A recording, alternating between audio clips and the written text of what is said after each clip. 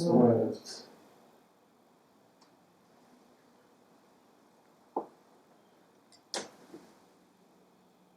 Recording in progress.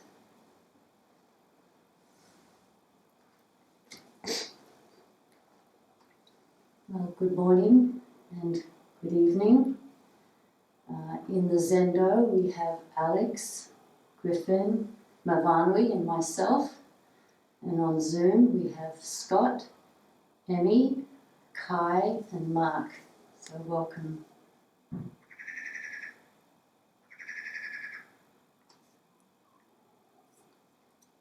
There's a koan from the miscellaneous collection. This is a small collection of koans in the Harada Yasutani lineage that we use in the Diamond Sangha. And this Sangha is both a Soto Zen Sangha in Suzuki Roshi's lineage and a Diamond Sangha in Robert Aiken Roshi's lineage. And it goes like this.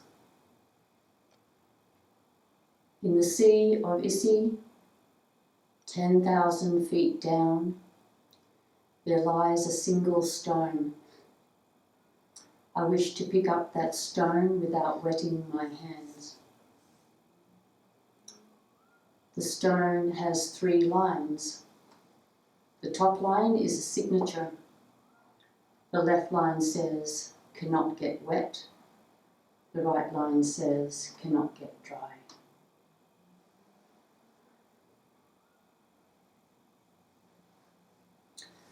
When we think of a sea,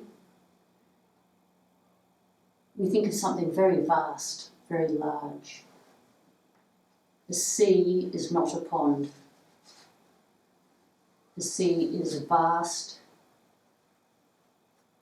and the surface is not still.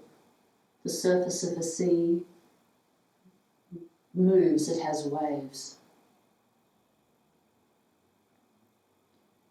And beneath the waves, it's dark, dark, dark. Seas are dark. Deep blue, deep green.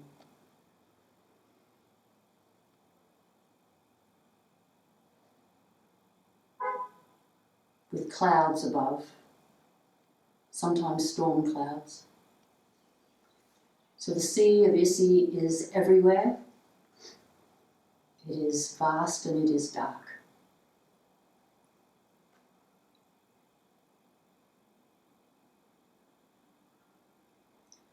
And when we think about 10,000 feet down, it's a long way down. It's a long way down. It's not just a little bit of a way down.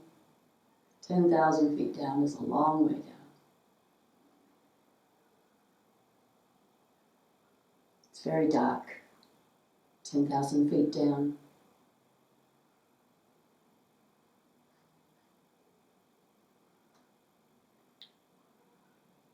It might seem like it would take a long time to get there, 10,000 feet, if we were swimming down, down, down, holding our breath. It would seem to take a long time.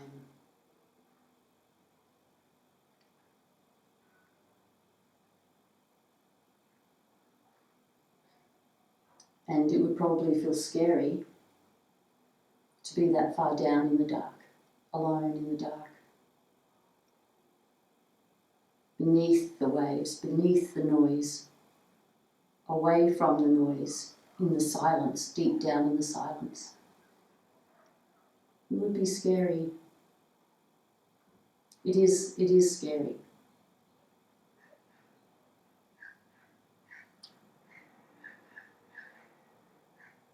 It probably feels too far to go 10,000 feet down.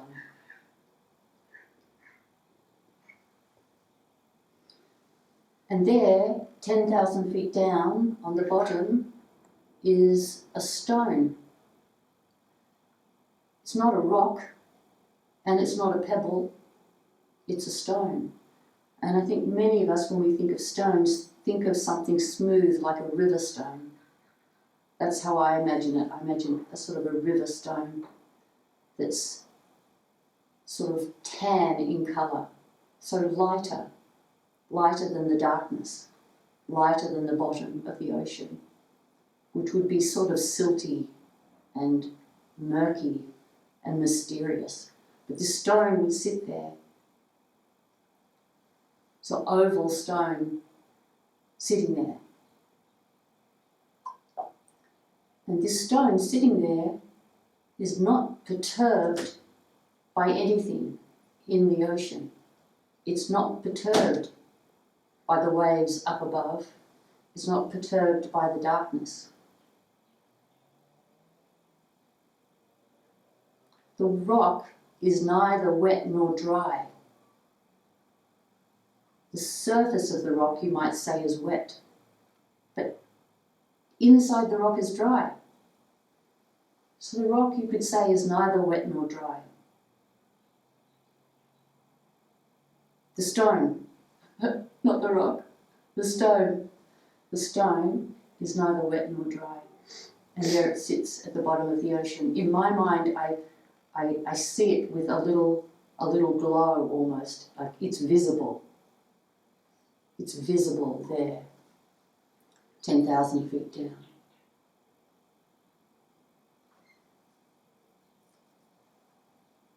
And then we wish to pick up that stone. We wish to pick that stone up.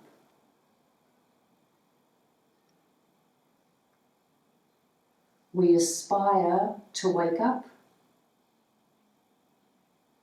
to this moment. We aspire to wake up to this unknowable reality, and we aspire to relieve suffering in the world. So we have this aspiration, we're willing to be in that vast ocean, make our way to the bottom to pick up that stone. We're not content to just splash about on the surface. We're not content to do that. We don't want to just splash about on the surface. We also don't want to swim about aimlessly in the darkness either. So we don't want to splash on the surface, and we just don't want to swim about aimlessly. We want to pick up this beautiful stone that is not subject to causes and conditions. This stone that's not affected by dryness or wetness.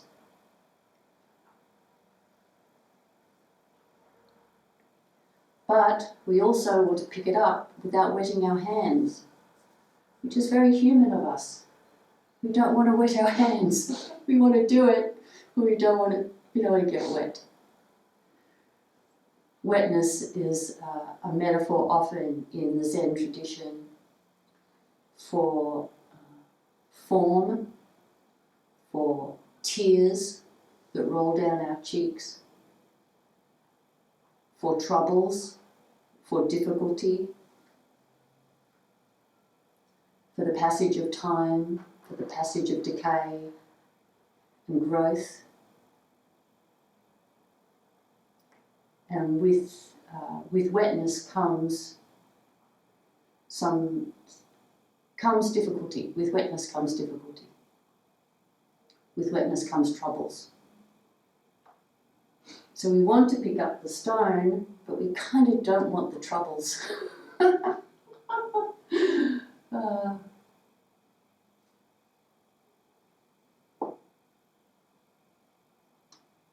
So I'm just going to I'm just going to recite the case again and then continue. So in the Sea of Issy, 10,000 feet down, there lies a single stone. We wish to pick up the stone without wetting our hands. The stone has 3 lines. The top line is a signature. The left line says cannot get wet. The right line says cannot get dry. So we reach the stone and it has 3 lines.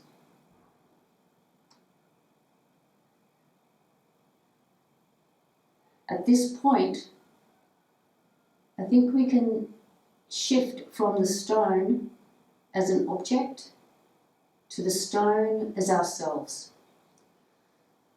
So we have 3 lines. The top line is a signature. The left line says cannot get wet. The right line says cannot get dry. So the top line is a signature.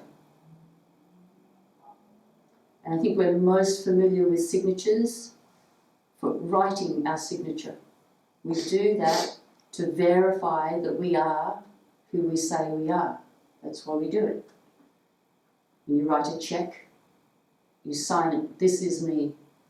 When you fill out a document, you sign it, this is to verify that I am who I say I am. So the signature is a recognition of the unique person that we are.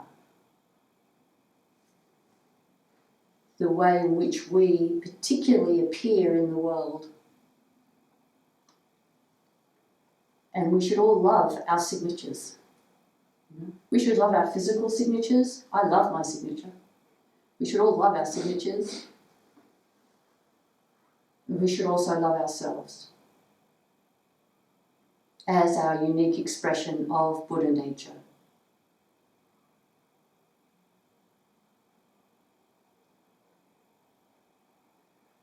We should also love everybody else's signatures, which is sometimes a little harder to love other people's signatures. But we need to learn to love all of them.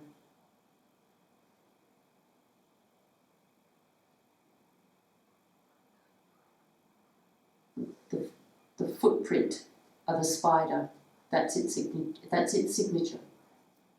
Or maybe the web would be a nicer way to think of it. That is a spider's signature.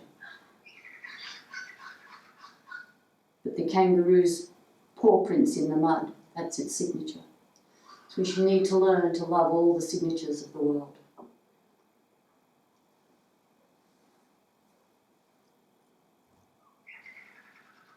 And the left line says, cannot get wet. So we just talked about wet a little bit before. I spoke about wet a little bit before, being all the conditioned elements, all the movement and the conditions of the world that cause our bodies to get bruises and cuts and to grow old and so on, and cause people to have disagreements with each other.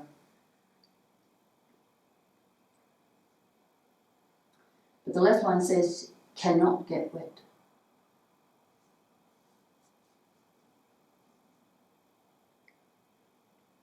This is the aspect of ourselves that is not dependent upon any kind of condition at all. I sometimes think of people who are mistreated over and over and over, year in and year out. And sometimes they manage to sustain a sense of their own internal dignity, their own internal sense of themselves, despite the fact that they are maybe the victims of racism, perpetual racism around them, or sexism, or any other sort of thing. Sometimes people have got this internal knowledge about themselves that's conscious enough for them that even when they are being told by the wetness of the world that you are bad, that you are inferior, that you are not bright, that you are a bad person, they internally have got enough self-knowledge that they don't lose that light within themselves. They don't lose it. And it's the sorts of stories that we hear, the sorts of people who write books about such things or make films about such things. I think we're very moved by that, by someone who can maintain a not getting wetness. They can maintain a sense of not getting wet despite the torrents of wetness that are coming toward them. It inspires us because I think deeply we know it's true. Deeply we know it's true for ourselves and for everyone, actually. For everyone.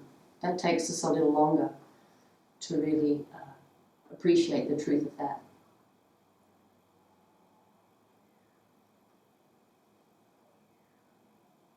There's an aspect of ourselves, our true self. It's not really an aspect, it's the true self that runs through every other aspect. You could say it's like pierced through with a skewer, that sometimes is an image that's used. It pierces through every other appearance about ourselves that is not subject to these conditions. That is essentially good, essentially pure, is untainted, no matter what. So this stone has this line that says, cannot get wet. And then the other line says, cannot get dry. So this points to the other truth, that there's no avoiding, well, you could call them like the 8 winds of the world. Let's see if I can remember them. Gain and loss. Praise and blame. Praise and blame. I've written them down, let me see. I'm just never very good with lists. I try to develop mnemonics and it just doesn't work. Pleasure and pain, gain and loss, praise and blame, fame and disgrace. Although I'm not so good at remembering them, I do think I have a felt sense of them, and that's the most important thing. So the 8 worldly winds, pleasure and pain, we can't avoid pleasure and pain. It's just our human condition. It's just our body condition. All sentient beings have pleasure and pain. One of the great delusions of modern society is to think that there is some being, some sentient being that doesn't care about its own existence. But every single sentient being, no matter how tiny, does everything it can to stay alive. Every single one. They wouldn't be alive if they didn't do it. And that's a form of pleasure and pain. Every sentient being wants to continue to live. So every sentient being has this pleasure and pain component to itself. And that alone should fill us with an endless well of compassion. But then some, maybe more in the human realm, we have these extra ones, like gain and loss. I think other sentient beings also experience this, but we do seem to experience these next ones a little more strongly. Gain and loss. We all know gain and loss. Praise and blame. We all know praise and blame. And one way that we can get less wet is not to get too fussed by the praise and not to get too fussed by the blame. But this last couplet, fame and disgrace, I think they're very, very worth contemplating at length. We're not necessarily talking about fame in the global fame type of fame, but most of us within our world, whatever our world is, the people that we care about, or the people that we imagine, we care about these imaginary people. Many of us have imaginary people that we care about what they think about us, which is kind of comedic because they don't exist, but we're very concerned about what they think about us. That world, that each of us has our own world that way, we're quite concerned about whether we are approved of in that world or whether we are, particularly here around disgrace, it's to be falsely accused. We particularly don't like to be falsely accused. Even the most trivial way, like, how come you left the door open? I didn't leave the door open. Yes, you did. I didn't. Well, you must have, it wasn't me. Like, even the most tiny thing. You can get like, but I didn't. I didn't. That actually happened to me a couple of months ago. I don't really like dishwashers, but anyway, I stacked the dishwasher and I shut it, and I wasn't supposed to turn it on before 3 p.m. or sometime, and it appeared that I had, but I was sure I hadn't. And I kept on insisting, I didn't. Yes, she did, I didn't. It was so interesting to watch myself. I couldn't. And then I worked out later that one of the children had pressed a button that made it wash for 4 hours, which created this impression that I'd done it at the wrong time.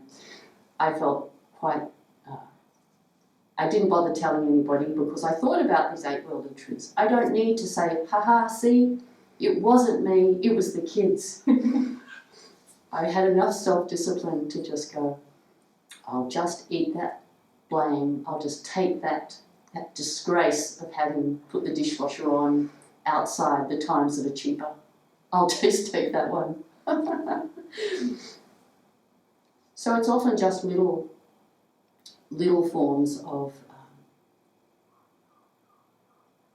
praise and blame, fame and disgrace that we are dealing with. But some people, of course, deal with extremely large ones where they topple off their pedestal. And I always feel for people when that happens. I feel a little worried for people as they go up on their pedestal, because I know that the fall will be very painful, probably, unless they've got some kind of practice that helps them see that they cannot get wet, no matter how far they topple from grace. If they've got that, they'll be okay. But most people don't have that. So I did actually want to read some things from this book called The Sun of Wisdom. It's on the teachings of Nagarjuna by a Tibetan teacher called Khenpo Tulstrom Gyamtso. But I don't have time, which is funny because I was going to read the bits about time, but I'll save that for another talk. But what I will say in relation to this koan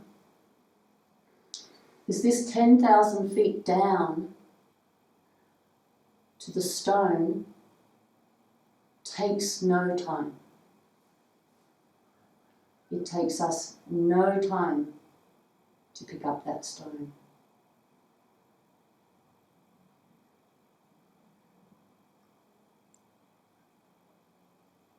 It's right there. The sea of Issy is all around us all the time. One way that darkness is used in Zen is as a way of describing the emptiness teachings. So we're immersed in this dark ocean, this empty ocean where everything is so profoundly interconnected that nothing exists independently, and we know it. And we know that in every fibre of our body. We can be very comfortable in this dark ocean, and the stone's right there. And we pick it up, and our hands don't get wet, and they don't get dry.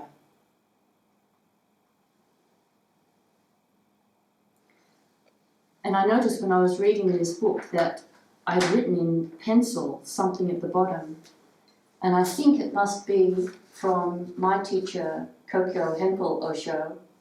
We used to have a class that we would do on Monday mornings. We would have breakfast together and then we would study a book. We did that for many, many years. And this was, The Sun of Wisdom was one of the books that we studied.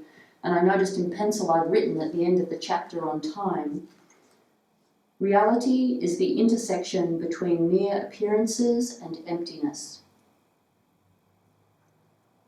Reality is the intersection between mere appearances, the wetness, and emptiness, the dryness, we could say.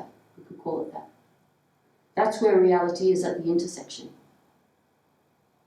And what I was going to say about time, but also I'll just say a tiny weeny bit about it, is we need to work with time conventionally, which is why I'm aware of time right now and finish, having time for comments and questions. But if we believe it too fully, it becomes extremely burdensome. Time is only a concept. The trees don't think about time. There isn't actually a passage of time. It just appears as a passage of time. So in terms of our own practice, we can relax. Doesn't matter how long or how short we do our practice. In terms of social justice, climate activism, it doesn't matter how long or how hard we've been working, or how little or how much time we have left. There's truth to these things in a conventional sense, but if we believe that too wholeheartedly, we will become very stressed. So maybe another talk, we'll talk more about time in detail, make that just the main topic so that I don't get sidetracked. But for now, we can think about this vast ocean, the Sea of Issy, and this stone 10,000 feet down takes no time to pick up. Takes no time. It's right there for us to pick up. And I thought we'd do something slightly different today and do the chant Bodhisattva vow at the very end and just go into questions and answers now. Is that okay with you? Okay. So let's move into comments or questions from in the Zendo or on Zoom.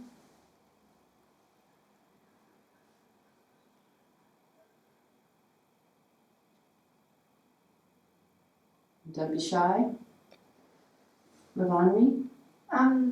You spoke a lot about not getting wet, but could you talk a bit about the cannot get dry? Oh yes, I didn't say much about that, did I?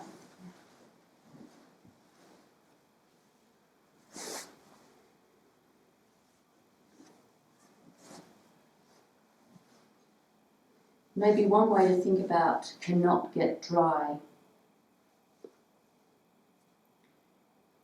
is to really acceptance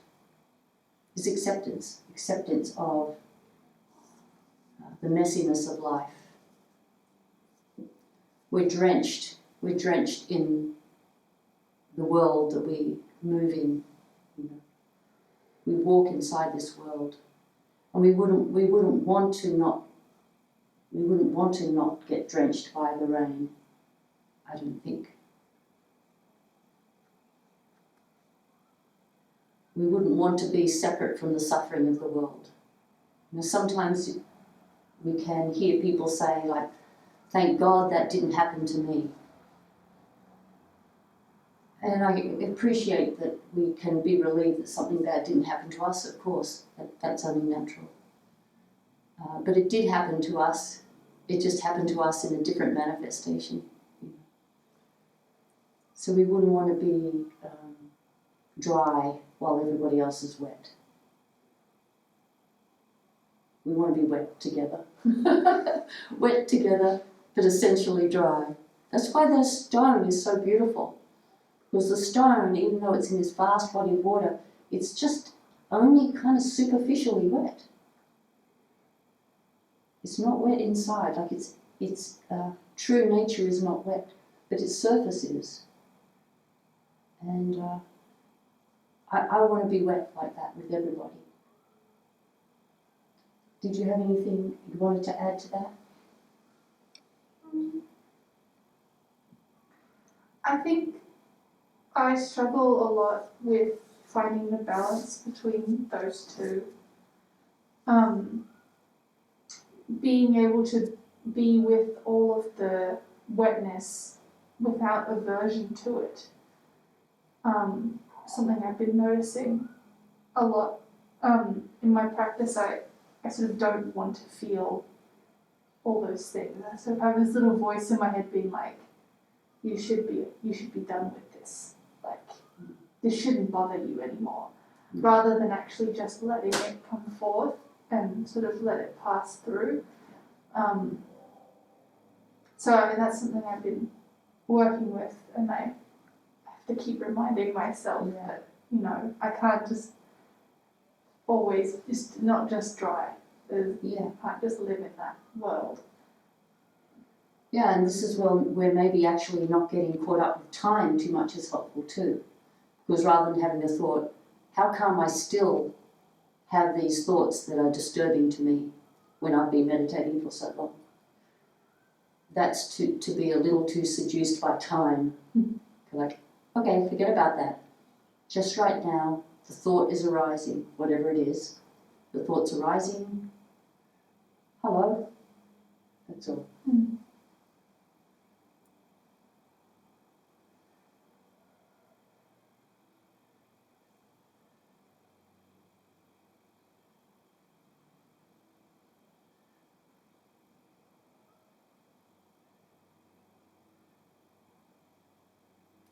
Any thoughts or just feedback about this lovely koan?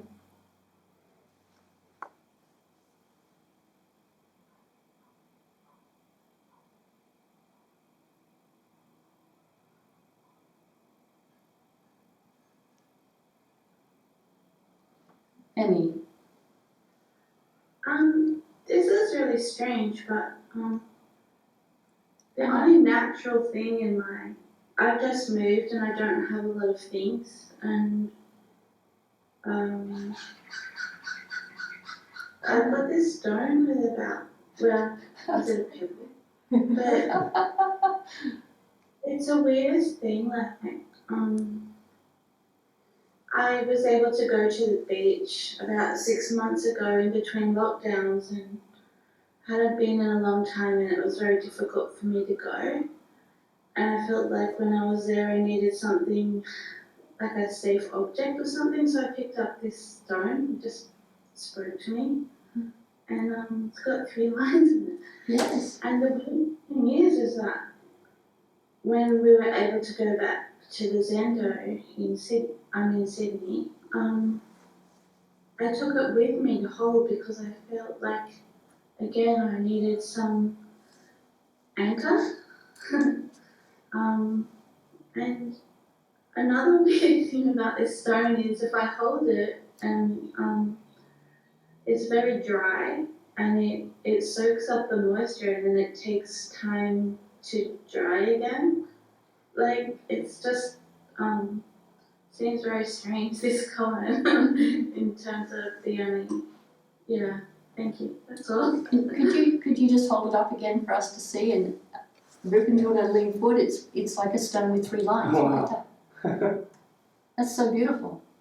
That is actually exactly kind of, not exactly, that would be an exaggeration. That's very similar It's to the how I... portable version.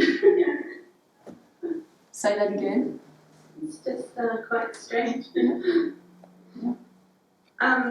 It's portable. That's right. A bit more portable than carrying a stone. But also my surname is Stone, any Stone. There you go. My signature. Well, that's lovely. Maybe this koan will be something you can carry around with you. If you don't have it already written somewhere, I can send it to you. I don't, and that'd be wonderful, thank you. Okay. I have your email, I think, don't I? Because we've corresponded. Is that correct? Yes. Yeah. Okay, good. I'll do that. I was going to write a note. Oh, I don't have my pen. I won't forget.